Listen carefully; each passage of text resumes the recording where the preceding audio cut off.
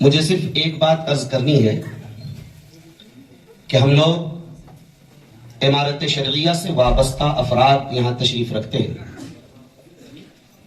ہم میں سے سب لوگ یہ جانتے ہیں کہ امارت شریعہ کیا چیز ہے، مگر بہت سے احباب ہیں جن کا ارتباط ابھی نیا ہے.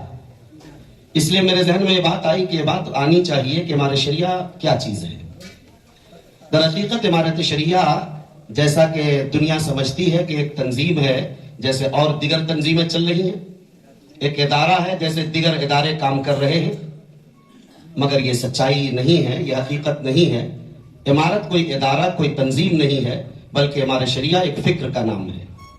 یہ وہ فکر ہے جو اسلام کا فکر ہے. آپ جانتے ہیں کہ اسلام کی بنیاد توحید پر ہے، اس لیے اسلام وحدت کی جھلک چاہتا ہے، اپنے میں اجتماعیت کا نظام چاہتا ہے. اس لیے آپ اگر پورا نظام دیکھیں تو نماز میں بھی امام بنایا کہ سب لوگ اس کی اقتدا کریں. وہ رکوع میں جائیں تو سب رکوع میں، وہ سجدہ میں جائیں تو سب سجدے میں، وہ کھڑے ہو جائیں تو سب کھڑے ہو جائیں. ایک سراپا ایک امام کے تحت، چاہے وہ مجمع 1000 کا ہو یا 1 لاکھ کا ہو، چاہے وہ 10 لاکھ کا مجمع ہو، ایک امام کی قیادت کافی ہوتی ہے، کئی اماموں کی ضرورت نہیں ہوا کرتی ہے. اسی لیے اسلام کا مزاج اجتماعی نظام کا. وہ زکوٰۃ بھی اجتماعی چاہتا، وہ روزہ بھی اجتماعی چاہتا، وہ حج بھی اجتماعی چاہتا ہے. اس پورے سسٹم کو اگر دیکھیں تو اسلام کہیں انفرادیت کو نہیں چاہتا. جب یہ بات سامنے آئی تو ہمیں یہ بھی سمجھنا چاہیے کہ اسلام، اگر ہم نے نماز پڑھ لیا، انفرادی طور پر روزہ رکھ لیا، زکوٰۃ دے دیا، حج کر لیا، تہجد پڑھ لیا، صدقہ خیرات زکوٰۃ سب کر لیا، یہ ساری عبادات انفرادی ہیں، اجتماعی نہیں ہے. اسلام در حقیقت اجتماعی عبادت کا در حقیقت اس کی جھلک پیش کرتا ہے، اسی کا نظام. اس لیے کہ اسلام وہ مذہب ہے کہ جس نے جلوت کی بھی تعلیم دی، خلوت کی بھی تعلیم دی ہے.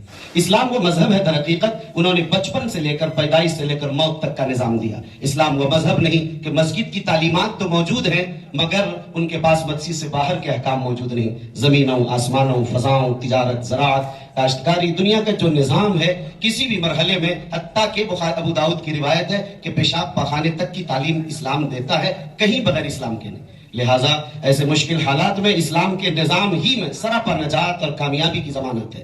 یہ اس لیے تاریخ بتاتی ہے. سرکار دو عالم صلی اللہ علیہ وسلم جس عہد اور دور میں آئے تو آپ نے دیکھا کہ اس دور کے لوگ ساری کائنات انسانی میں سب سے بدترین قسم کے لوگ تھے، حتیٰ کہ اس کا نام زمانے جاہلیت رکھا گیا. کون گناہ ہے جو ان میں نہیں تھا؟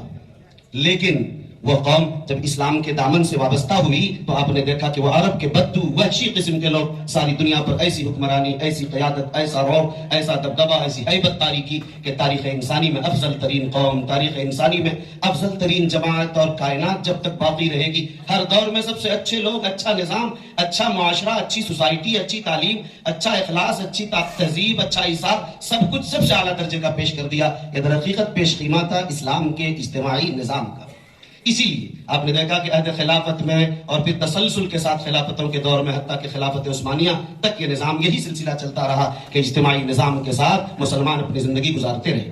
لیکن جب یہ سلسلہ ٹوٹا ہے تو سب سے اخیر میں سید احمد شہید اور شاہ اسماعیل شہید کا قافلہ جو بالا کوٹ پر گیا، اسی نظام عمارت کو قائم کرنے کے لیے انہوں نے اپنی شہادت پیش کر دی، لیکن وہ ناکام ہو گئے. لیکن بہرحال عمل کیا، مگر سیدین شہیدین کے بعد اس ہندوستان میں کوئی نہیں اٹھا کہ جو اس خلافت اور عمارت کے نظام کو قائم کرے. 100 سال سناٹا رہا، لوگوں نے چاہا، کوششیں کی، اپنی بول چال تک نظری طور پر رہ گیا، عملی کردار پیش کرنے کا یہ سعادت کسی کو نہیں حاصل ہوئی. اگر سب سے پہلے بر صغیر نہیں عالم اسلام میں یہ سعادت حاصل ہوئی تو بہار کے ایک مرد بزرگ، ایک عالم درویش حضرت مولانا ابو المحاسن محمد سجاد، وہ شخصیت ہے جنہوں نے سب سے پہلی مرتبہ عملی طور پر زمین پر اس نقشے اور نظام کو اتارا تھا جس نظام سے سرکار دو عالم صلی اللہ علیہ وسلم نے پوری دنیا میں انقلاب برپا کیا تھا. یہ وہی نظام جو 1921 میں شروع ہوا، آج 2026 105 سال کا دور گزر چکا، اسی نظام میں ہی کامیابی اور نظام میں اسی کے اندر طاقت و قوت ہے.